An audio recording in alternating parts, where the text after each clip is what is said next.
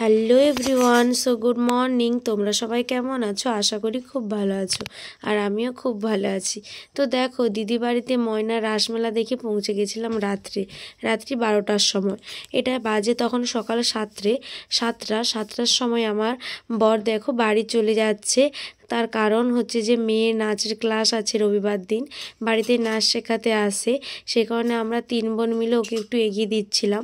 আজকে সারা দিনটা তোমাদের সাথে শেয়ার করব দিদি বাড়িতে কী কী করলাম, দিদি বাড়ির গ্রাম্য পরিবেশ কেমন, কত সুন্দর, সব কিছু তোমাদের সাথে শেয়ার করব। তো দেখতে থাকো, সঙ্গে থাকো।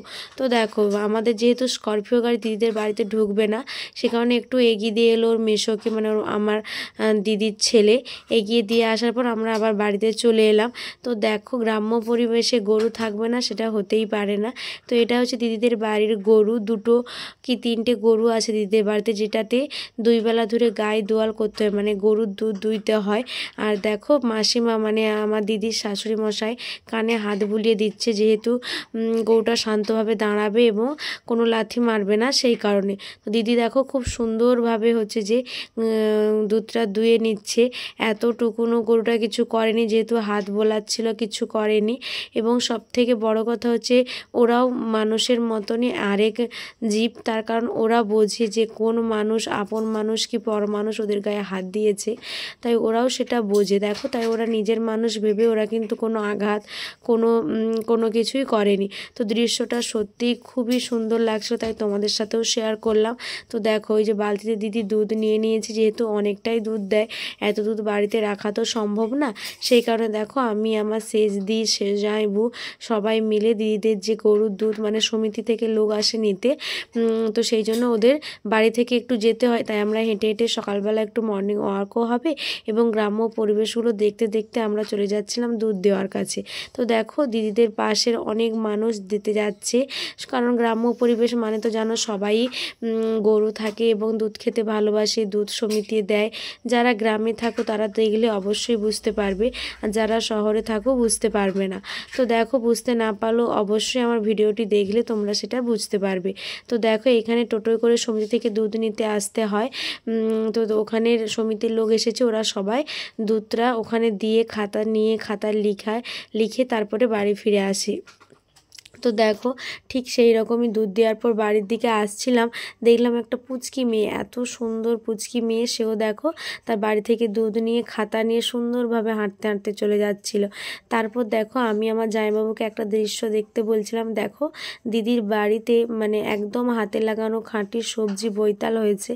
এত বড় বৈতালটা হয়েছে, দিদি ওটাকে খড় ঢাকা দিয়ে রেখেছে, কারণ কারো যদি নজর লেগে কেউ নিয়ে নেয়, সেই কারণে। তো গ্রাম্য পরিবেশে জানো এই ভয়গুলো থাকে। তো তারপরে তোমাদেরকে যেটা দেখালাম সেটা হচ্ছে কলার কাঁদি, মানে এত বড় কলার কাঁদি 2টো হয়ে আছে যে কি বলবো। তারপরে দেখো, এটা হচ্ছে দিদিদের বাড়িতে চাষ করা কুঁদরি, অনেক বড় ভেড়াটা, অনেক মানে যথেষ্ট বড় ভেড়া। তো ও আর শেষদি দুজনে মিলে তুলেছিল কুঁদরি, আমি তোমাদেরকে দেখাচ্ছিলাম এবং শেয়ার করছিলাম। তারপরে ভাবলাম আমিও একটু তুলে নিই, কারণ আমারও খুব ইচ্ছে হচ্ছিলো কাদাতে নামতে। নিচেটাতে প্রচণ্ড কাদো, পা পুরো গেড়ে যাচ্ছিলো, তাও ভাবলাম দেখি আমি তুলতে পারি কিনা, তার জন্য আমিও একটু নিচে নেমে গেলাম। তো এই দেখো, ফোনটাই হাতে নিয়ে ডান হাতেই কুঁদরি তুলছিলাম, বাট ওটা ফোনের কারণে বাঁ হাতে মনে হচ্ছে। দেখো, তারপর আমি একটু তুলে নিলাম টাটকা টাটকা কুঁদরি। তো আজকে দিদিদের বাড়িতে কুঁদরি রান্না হবে, সেই কারণে কিছু সামান্য কিছু তুলেছে এবং আমরা বাড়ি আসার সময় আরও কিছু তুলে নিয়ে আসবো, কিন্তু এটা সামান্য একটু তুলে তারপর আমরা সবাই বাড়ির দিকে রওনা হব। তো দেখো, আমার কুঁদরি তোলা দেখে আমার ছেলে বায়না শুরু করেছে যে আমিও তুলব। তারপর ওর মিমি ওকে কোলে নিয়ে কুঁদরিটা তুলবে, কারণ যেহেতু নিচে এতটাই কাদা যে আমার ছেলে পুরো পা গাড়া হয়ে আর উঠতে পারবে না, পুরো ড্রেনের মতো কাদো হয়ে আছে, প্রচণ্ড পরিমাণে জল দিতে হয়। তো দেখো, আমি পুরো কাদাতে গাড়া হয়ে যাচ্ছিলাম, তাই জন্য উঠে পড়লাম। আমার দিদি আমার ছেলেকে নিয়ে মিচ্ছামিছিভাবে ওকে একটু দেখিয়ে তুলিয়ে নিল হাত দিয়ে, তার কারণ ওরও মনটা শান্তি হয়ে গেল। ও তো এইসব জিনিস আমাদের বাড়িতে দেখে না, সেই কারণে ওইগুলো দেখেও খুব আনন্দ পেয়েছিল। তো দেখো, আমাদের রান্নার জন্য কিছু তোলা হয়ে গেছে, যেটা যেটাতে আজকে রান্না হয়ে যাবে। তারপরে ভাবলাম যেহেতু কুঁদরি টাটকা, তাই টাটকা বৈতালটাও দিদিভাইকে বললাম যে তুই কেটে নে, আজকে টাটকা বৈতালের তরকারি রান্না হবে। সমস্ত কিছু হাতের তৈরি সবজি থেকেই আমরা আজকে খাওয়া দাওয়া করব, এবং সাথে তো চিকেন ছিলই। তো দেখো দিদি তার জন্য বৈতালটা কেটে নিল, আর যে খড়টা দিয়ে ঢাকা রেখেছিল সেই খড়ের ধানের লুটিটাকেও খুব সুন্দরভাবে বেঁধে নিল। তো দেখো কিভাবে দিদি বেঁধে নিল। সত্যি এই সব জিনিস না গ্রাম ছাড়া কোথাও দেখতে পাবেন না আপনারা। তো দেখো তারপর দিদিকে বললাম বৈতালটা তুলে দেখা কত বড় হয়েছে। ফোনে কতটা লাগছে আমি ঠিক বলতে পারবো না, কিন্তু যথেষ্ট বড় বৈতাল। তো তারপর দেখো বৈতালটা নিয়ে ওঠার পথে দিদি দেখেছিল যে ওদের বাড়িতেই লঙ্কা গাছে কত লঙ্কা ধরেছে।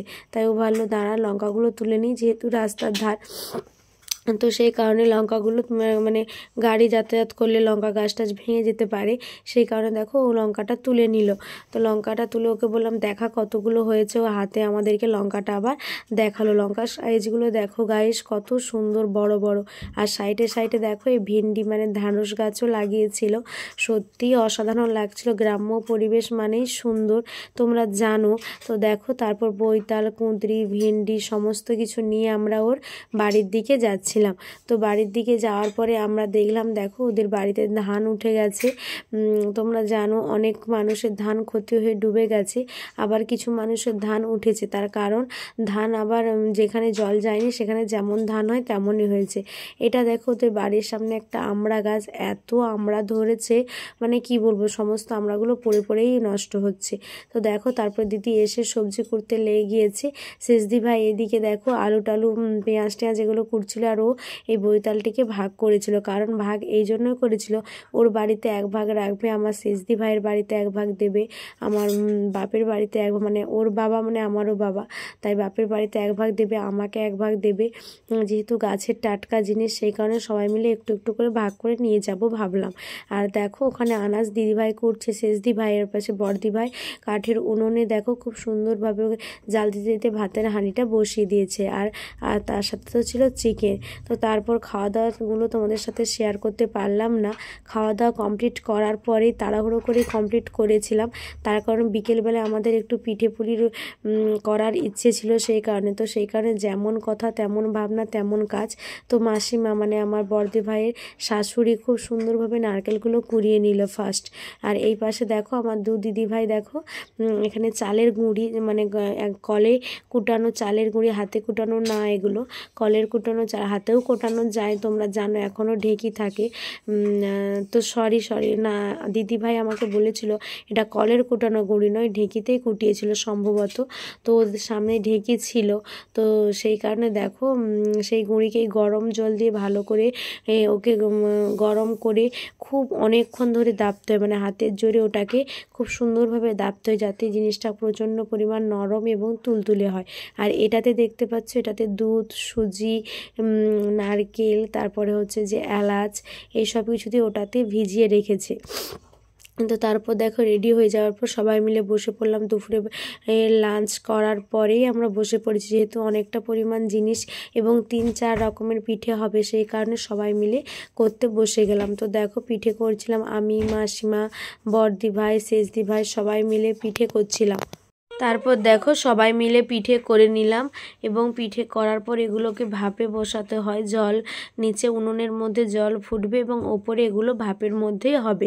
যেহেতু 2-3 রকমের পিঠে হবে সেই কারণে দেখো আমরা করে নিলাম। তো একটুক্ষণ করার পর মেয়ে ছেলে দুজনেই বায়না করছে দিদিদের দোকানকে যাবে। এটা হচ্ছে দিদিদের দোকান, ছোটোখাটো ভুসিমাল দোকান আছে দিদিদের। তো যে কোনো জিনিস, যে কোনো মানে সব রকমের জিনিসই ওরা রেখেছে, মেয়ের সব থেকে প্রয়োজনীয় জিনিস এবং সাবান, শ্যাম্পু, কুরকুরে, আলু, চাল, ডাল, মানে যা কিছু লাগে সব কিছুই রেখেছে। তো মেয়ে ছেলে বায়না করেছিল, তাই ওরা যে কুরকুরি, লজেস এগুলো নিচ্ছিল দোকান থেকে।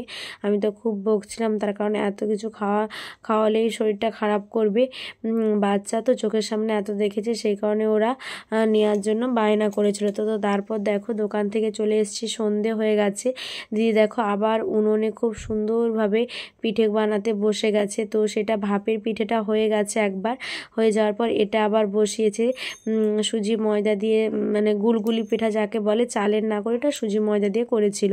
তো তারপর দেখো 8টা সাড়ে 8টা বেজে গেছে, সেই জামাইবু এবং সেইদি বাড়ি চলে যাচ্ছে, তার কারণ জামাইবু ডিউটি থেকে সেরে এসেছে, প্রায় রাত 8টা বেজে গেছে। তারপর আমরাও ডিনারে খেতে বসেছিলাম, চিকেন ছিল, পিঠে পুলি ছিল, সমস্ত কিছুই ছিল। তো অবশ্যই যদি আমার ভিডিওটি ভালো লেগে থাকে একটা লাইক করে যাবেন। Tata guys.